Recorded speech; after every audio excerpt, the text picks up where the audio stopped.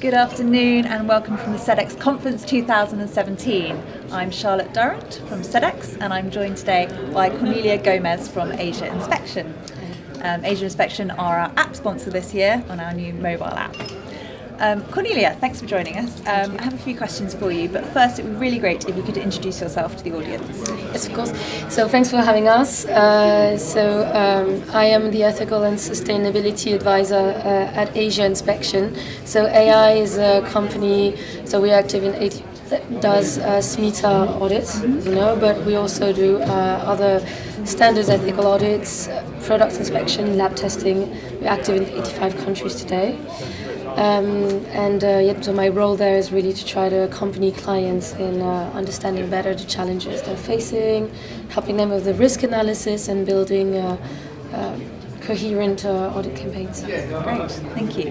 Now my first question to you, Cornelia, was what are the main ethical trends that you observed in 2016, last year?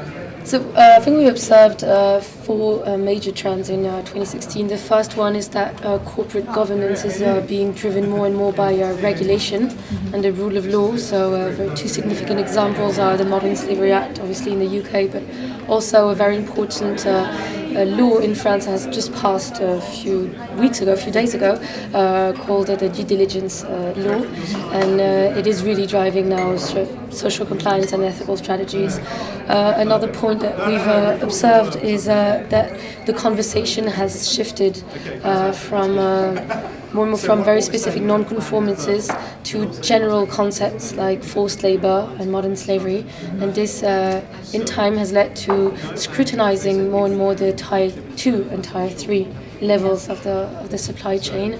And I'd say that another trend, this is something that derives from the conversations we have with our clients, is that they're less compliance. They have a less compliance-based approach and more risk-based approach. Yeah. So we have a very strong focus on due diligence. Where are my main risks? What are the main countries that are risky? What are the main product categories, and what can we do? And I'd say that the very positive trend is that something that we've been observing in the past 4 or 5 years, which is an increasing sharing of information, multi-stakeholder initiative, cross-industry initiatives. This has kept really reinforcing itself in 2016, and I think a very good example is the APSCA for audit companies. So we're also participating in this great initiative whereby really audit companies are empowering themselves to kind of take the conversation back into their hands and trying to push for a common level, a common ground in terms of quality level and accreditation. Yeah, Sedex is also involved in APSCA, and really great initiative. So looking forward now, in the face of recent geopolitical and trade events, what would you say are the new risks that businesses need to be aware of and steer clear of in 2017, this year? So I think I'll make a more geographical based reply here, and I'll just stave off from the whole conversation regarding the United States and protectionism, because really the effects are not clear yet, even though we've talked a lot about it and we've heard a lot about it during the conference.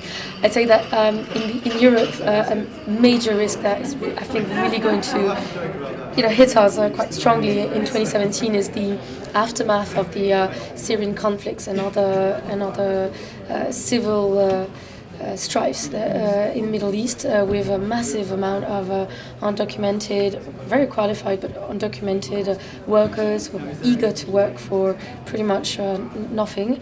And this has led to a strong increase in child labor, non-conformances, minimum wage issues, and one of the most classic topic being the lack of work permits due to the urgency of the situation. And really the questions that I think must be asked here is how fast are the governments local governments, for example, Turkish governments, going to adapt, and what can be done for example, a Sedex member, where it is A, B, or supplier. If this happens, how should he react? And what is the level of tolerance that can be given on this kind of topic? Second big risk, I would say, in Asia, is that the increase of workforce cost in China, with the steady increase of minimum wages, is leading to really two big risks in China: higher overtime. So really, suppliers trying to circumvent the increase of the increase of costs, so with overtime, paying less, not respecting the comprehensive way of our systems, and in neighboring countries, really this new outsourcing trends in Myanmar, Bangladesh, and even Africa. We mentioned it yesterday. It's very interesting, and so. What is I think that we should really question what is going to happen in those countries to avoid the situation 15 years ago in China, of a developing country. You mentioned due diligence earlier. I wanted to probe a bit more into that. How do you think a brand can translate its supply chain due diligence into reality? How do they make that happen? Well, I think that the first step, so we're meeting here a lot of Sedex members who are doing audits and with a very good standard. And I think the whole topic here is, once you've, the first steps are well known now. So where am I producing? What are the risks based on where and what I'm producing?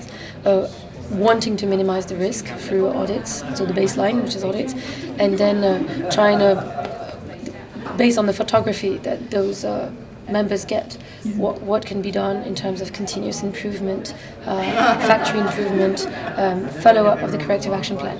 So I think this is something that's very positive today, is that the continuous improvement, desktop review, CAP follow-up are not weird words anymore. It's been used a lot. I've heard it a lot in the past few days.